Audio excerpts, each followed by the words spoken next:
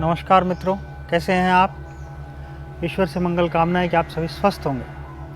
मैं ज्योतिष आचार्य भवानी शंकर शर्मा आपके सामने आज एक नया विषय लेकर प्रस्तुत हुआ हूँ और वो विषय बहुत ही ज़बरदस्त विषय है। आज का मेरा विषय है औषधियों में नहीं है स्वस्थ जीवन का सूत्र। औषधियों में नहीं है स्वस्थ जीवन का सूत्र। इस बात को कैसे समझा जाए। मानव के स्वस्थ रहने की चेष्टा अभी से नहीं है। हम भारतीय संस्कृति में रहते हैं। भारतीय संस्कृति में मानव के स्वस्थ रहने की चेष्टा पुरातन काल से ऋषियों ने, महर्षियों ने, मनीषियों ने परंपराएं, योग की, ध्यान की, धारणा की, समाधि की, भोजन किस प्रकार करना चाहिए, भोजन की पद्धति क्या होनी चाहिए, सुबह कितने बजे उठना चाहिए, हमारी भारतीय संस्कृति में ब्रह्म मुहूर्त में जागने का कितना विशेष महत्व है, ये सब बातें, ये सब खोज हमारे प्राचीन ऋषि, महर्षि और मुनियों ने की। प्राचीन महर्षि और मुनि औषधियों के उपयोग का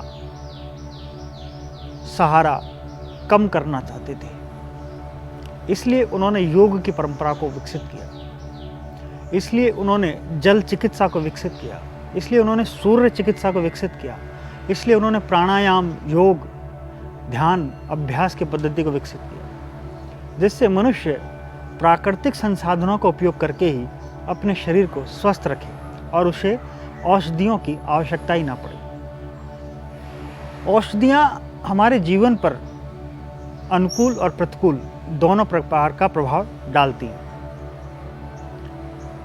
शनै शनै मानव अपनी भारतीय संस्कृति परंपरा की जो दैनिक दिनचर्या है, जो हमारी सांस्कृतिक धरोहर है, उससे दूर होता जा रहा है और उसके परिणाम है आज फैलने वाली बीमारियां। जितना अधिक औषधियों का उपयोग हुआ है, उतना अधिक तेजी से बीमारियां भी नई नई पैदा हुई। फार्माकोलॉजी जो शब्द है, ये ग्रीक भाषा का शब्द है और इसका अर्थ विष है। विष माने पॉइजन। और विष के द्वारा बनी हुई औषधियों से किस प्रकार मानव स्वस्थ हो सकता है, इस बात का अंदाजा आप स्वयं लगाइए। इसलिए हमारे पुराने ऋषि महर्षियों ने हजारों वर्ष पूर्व कुछ विज्ञान खोजे, जिसमें से सूर्य विज्ञान एक बहुत प्रमुख स्थान रखता है। सूर्य विज्ञान का उपयोग किस प्रकार किया जाए। आखिर हम बीमारी क्यों पड़ रहे हैं? सबसे पहला प्रश्न तो उठता ही है। हमारे बीमारी का कारण है प्रकृति के नियमों की अवहेलना, अपनी सांस्कृतिक धरोहर को छोड़ना, दूषित भोजन करना, आज की परंपरा के अनुसार मानव देर रात तक जगना, सुबह लेट उठना, इन सब कारणों से दूषित वातावरण में रहना, सिगरेट, शराब का, नशे का उपयोग करना, ये सब व्यक्ति के स्वास्थ्य के ऊपर प्रतिकूल प्रभाव डालती है, जिसके कारण नई नई बीमारियां, नई नई परेशानियां मानव के सामने मुंह बाए खड़े हुई हैं। अब इन सब को किस प्रकार ठीक किया जाए, हमारे ऋषि महर्षियों ने हमें किस किस प्रकार से इनको ठीक करने के लिए साधन बताए, उसमें उन्होंने कई विभाग किए।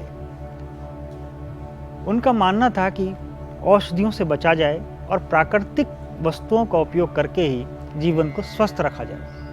उसमें उन्होंने सबसे पहले दिया सूर्य का विज्ञान, आगे उन्होंने जल चिकित्सा का विज्ञान दिया, फिर उन्होंने योग का विज्ञान दिया, आसन, आहार, प्रत्याहार, ध्यान, धारणा, योग, समाधि का विषय दिया। तो 3 रूप से प्रमुख विषय विभाग हुए: सूर्य विज्ञान, जल चिकित्सा और योग। इन तीनों के द्वारा जीवन में उपयोग करके औषधियों से बचा जाए। आज हम सिर्फ एक विभाग पे बात करेंगे और वह है सूर्य विज्ञान। सूर्य विज्ञान हमारे पुरातन काल में कितना विकसित है, इस बात का अंदाजा आप इस बात से लगा सकते हैं कि हमारे जो पुराने साधु संत ऋषि महर्षि हुए हैं, उन्होंने सूर्य की दूरी का अंदाजा, जब पश्चिमी देश सूर्य की दूरी को नापने में भी समर्थ नहीं थे, उस समय पर हमारे ऋषि महर्षियों ने सूर्य की दूरी बता दी। गोस्वामी तुलसीदास जी महाराज ने हनुमान चालीसा में लिखा है, जुग सहस्त्र योजन पर भानु लीलो ताई मधुर फल जान। अर्थात उन्होंने अपने हनुमान चालीसा की एक पंक्ति में वर्णन कर दिया कि पृथ्वी से सूर्य की दूरी कितनी है। और उसके बाद में पुरातन काल में सूर्य विज्ञान पे जितना काम हुआ भारतीय संस्कृति में, उतना किसी में नहीं हुआ। 19वीं शताब्दी में एक विख्यात स्वामी हुए जो गंध बाबा के नाम से मशहूर थे। उनका नाम था स्वामी विशुद्धानंद। स्वामी विशुद्धानंद सूर्य विज्ञान के बड़े जबरदस्त प्रणेता थे, और इतने जबरदस्त प्रणेता थे कि वो सूर्य की सप्त रश्मियों के ऊपर उन्होंने बरसों बरस काम किया। उन्होंने कई चमत्कार सूर्य विज्ञान के द्वारा अपने जीवन में दिखाए। उनका कहना था कि प्रातकालीन सूर्य की किरणों को सेवन करना चाहिए, उससे व्यक्ति को प्राकृतिक रूप से कई विटामिन की प्राप्ति होती है, जिससे व्यक्ति के शरीर में पैदा होने वाले वात, पित्त, कफ, त्रिदोष की शांति होती है, हड्डियां मजबूत होती है। ये एक प्राकृतिक रूप से प्राप्त होने वाला ईश्वर प्रदत्त एक ऐसी ऊर्जा है जिसको हम अपने शरीर में ग्रहण करें तो हमें औषधियों से बचा जा सकता है।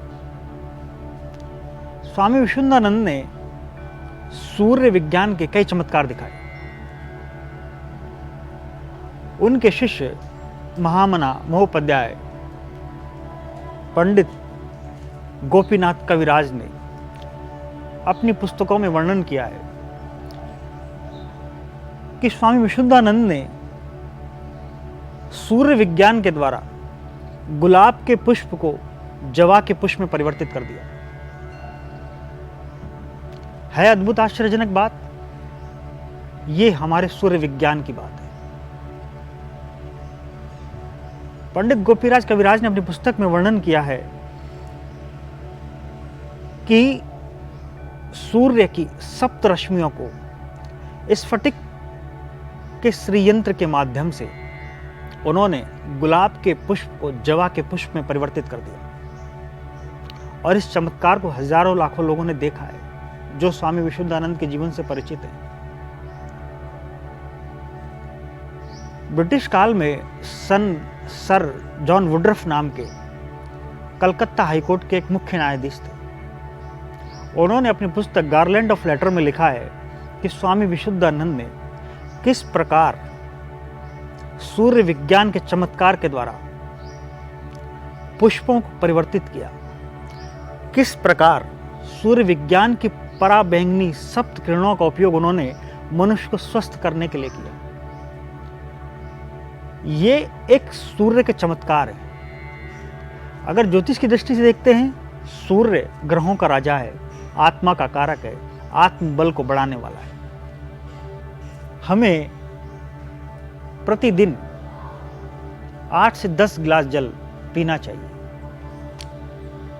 प्राचीन महर्षियों का सूत्र है, ताम्र के पात्र में रखे हुए जल को सुबह प्रातःकाल भूखे पेट पीने से आपके समस्त पेट की, कब्ज की, गैस की, वायु की, पित्त की समस्याएं सूर्य कालीन मतलब प्रातःकालीन सूर्य के सामने ताम्र पात्र में रखे हुए जल का सेवन करने से दूर हो जाएंगे। तो सूर्य हमारे जीवन का प्रथम आधार है। सूर्य से प्रकृति का पोषण होता है। सूर्य से अन्न, फूल, पुष्प, प्रकृति सुगंधित और पल्लवित होती है। तो हमारे महर्षियों ने प्रातःकालीन सूर्य की किरणों का जो महत्व भारतीय संस्कृति में बताया है, हमें उसका उपयोग करना चाहिए और हमें अपने जीवन को स्वस्थ बनाना चाहिए। आज मैंने आपको सूर्य विज्ञान के विषय पर सूर्य के किरणों का किस प्रकार उपयोग कर हम स्वस्थ हो सकते हैं इसके बारे में बताया है। आगे मैं जल चिकित्सा के बारे में आपको बताऊंगा। आगे मैं आपको प्राणायाम के द्वारा बताऊंगा कि किस प्रकार अपने जीवन को स्वस्थ रखा जाए। और एक मैं आपको मुद्रा विज्ञान के बारे में बताऊंगा। क्या मधुमेह का रोग मुद्रा विज्ञान के द्वारा दूर किया जा सकता है? क्या हृदय की बीमारियों को मुद्रा विज्ञान के द्वारा दूर किया जा सकता है? वायु के दोष को क्या मुद्रा विज्ञान के द्वारा दूर किया जा सकता है? इन सब विषयों पर मैं आपको धीरे धीरे आगे वर्णन करूंगा। आज मैंने आपको सूर्य के बारे में बताया। आप प्रातःकालीन सूर्य की किरणों का सेवन करें, सूर्य की किरणों से प्राप्त होने विटामिन को लें और अपने शरीर को स्वस्थ बनाएं। विटामिन से आपके शरीर की रोग प्रतिरोधक क्षमता बढ़ेगी और आपकी हड्डियां मजबूत होंगी। अतः प्रातःकालीन सूर्य की किरणों का सेवन करें। इसी के साथ मैं वाणी को विराम देता हूँ। नमस्कार।